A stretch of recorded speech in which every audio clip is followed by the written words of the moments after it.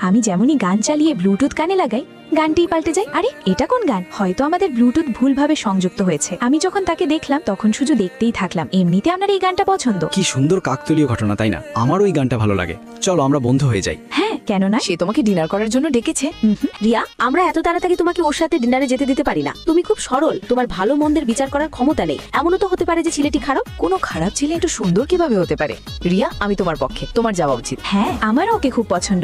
আচ্ছা ঠিক আছে, আমার কাছে একটা বুদ্ধি আছে, এখানে এসো। আরে বাহ, বুদ্ধিটা তো ভালো। দুঃখিত, আমার আসতে দেরি হয়ে গেছে। কোনো সমস্যা নেই, মাত্র 5 মিনিট দেরি হয়েছে। সিস্টার, দুটো কফি নিয়ে আসুন। জি ম্যাম, এক্ষুনি নিয়ে আসছি। দিদি প্লিজ আমাকে এখানে বসতে দিন, আপনি একটু উঠুন না। আমি কেন উঠবো? প্রথমে আমি সিট দখল করেছি। দিদি প্লিজ উঠুন না, আমার পায়ে ব্যথা করছে।